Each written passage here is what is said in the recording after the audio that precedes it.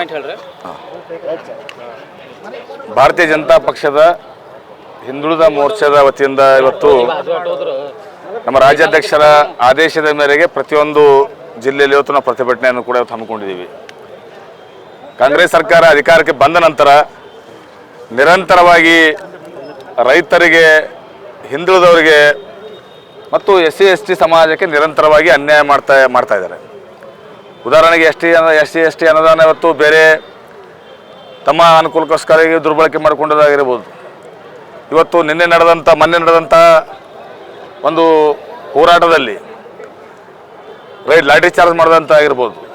ಇವತ್ತು ರೈತರು ತೊಂದರೆಗೆ ಒಳಪಟ್ಟ ಸಂದರ್ಭದಲ್ಲಿ ಇಡೀ ಕಲಬುರಗಿ ಜಿಲ್ಲೆಯಲ್ಲಿ ಇವತ್ತು ತೊಗರಿ ಬೆಳೆ ಇವತ್ತು ನೆಟೆ ರೋಗದಿಂದ ಸಂಪೂರ್ಣವಾಗಿ ಹಾನಿಯಾದಾಗ ಕೂಡ ಜಿಲ್ಲಾ ಉಸ್ತುವಾರಿ ಸಚಿವರಾಗಲಿ, ಇವತ್ತು ಅದಕ್ಕೆ ಸಂಬಂಧಪಟ್ಟಂಥ ಕೃಷಿ ಸಚಿವರಾಗಲಿ ಅದರ ಬಗ್ಗೆ ಒಂದೇ ಒಂದನ್ನು ಮಾತನ್ನು ಇವತ್ತು ಆಡದೇ ಇರುವಂಥದ್ದಾಗಿರ್ಬೋದು.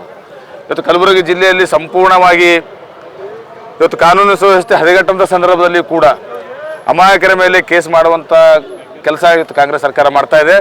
ಇವತ್ತು ಹಿಂದುಳಿದ ವರ್ಗದ ಎಲ್ಲ ಬೋರ್ಡ್ಗಳು ಇವತ್ತು ಅನುದಾನದಿಂದ ಇವತ್ತು ಎಲ್ಲ ಬೋರ್ಡ್ಗಳು ಹಿಂದುಳಿದ ವರ್ಗ ಏನು ನ್ಯಾಯ ಸಿಗಬೇಕಾಗಿತ್ತು, ಅವರ ಕೆಲಸ ಕಾರ್ಯಗಳಿಗೆ ಅನುದಾನ ಸಿಗಬೇಕಾಗಿತ್ತು. ಆ ಬೋರ್ಡ್ಗಳಿಗೆ ಅನುದಾನವನ್ನು ನಿಲ್ಲಿಸುವುದರ ಮುಖಾಂತರ ಇವತ್ತು ಆ ಹಿಂದುಳಿದ ವರ್ಗಕ್ಕೆ ಒಂದು ಘೋರ ಅನ್ಯಾಯ ಇವತ್ತು ST ಮುಗಿತೀಗ. ಅದರ ನಂತರ ಇವತ್ತು ಹಿಂದುಳಿದ ವರ್ಗಗಳಿಗೆ ಇವತ್ತು ಒಂದು ನ್ಯಾಯ ಪೈಸೆ ಕೂಡ ಅನುದಾನ ಬಿಡುಗಡೆ ಮಾಡಿದೆ. ಆ ಬೋರ್ಡ್ ಮುಖಾಂತರ ಸಾಕಷ್ಟು ಸಾವಿರಾರು ಸಂಖ್ಯೆ ಇವತ್ತು ಜನರಿಗೆ ಅನುಕೂಲ ಏನಾಗಬೇಕಿತ್ತು. ಇವತ್ತು ಆ ಹಿಂದುಳಿದ ವರ್ಗದ ಹೊಟ್ಟೆ ಮೇಲೆ ಹೊಡೆಯುವಂಥ ಕೆಲಸ ಇವತ್ತು ಸಿದ್ದರಾಮಯ್ಯನ ಸರ್ಕಾರ ಮಾಡ್ತಾ ಇವತ್ತು ಯಾವ ಹಿಂದುಳಿದ ನಾಯಕ ಅಂತ ಹೇಳಿ ಇವತ್ತು ಅಹಿಂದದ ಹೆಸರಿನ ಮೇಲೆ ಇವತ್ತು ಅಧಿಕಾರವನ್ನು ಪಡೆದುಕೊಂಡಂಥ ಸಿದ್ದರಾಮಯ್ಯ ಇವತ್ತು ಅಹಿಂದ ವರ್ಗಕ್ಕೆ ಇವತ್ತು ತುಂಬ ಅನ್ಯಾಯ ಮಾಡ್ತಾ ಇದ್ದಾರೆ. ಅದಕ್ಕಾಗಿ ನಾವು ಭಾರತೀಯ ಜನತಾ ಪಕ್ಷ ಇವತ್ತು ಆ ಒಂದು ಅವರ ಧೋರಣೆಯನ್ನು ಖಂಡಿಸುವುದರ ಮುಖಾಂತರ ಆ ಧೋರಣೆ ವಿರುದ್ಧ ಪ್ರತಿಭಟನೆ ಮಾಡ್ತಾ ಇದ್ದೀವಿ. ಶೀಘ್ರದಲ್ಲಿ ಕಾಂಗ್ರೆಸ್ ಸರ್ಕಾರ ಇವತ್ತು ಆ ಒಂದು ಹಿಂದುಳಿದ ವರ್ಗ ಬೋರ್ಡ್ಗಳಿಗೆ ಅನುದಾನ ನೀಡುವ ಮುಖಾಂತರ ಈ ಆಗಿರುವ ಅನ್ಯಾಯ ಸರಿಪಡಿಸಬೇಕಂತೇಳಿ ನಾವು ಮುಖ್ಯಮಂತ್ರಿಗಳಲ್ಲಿ ಇವತ್ತು ಆಗ್ರಹವನ್ನು ಮಾಡ್ತೀವಿ.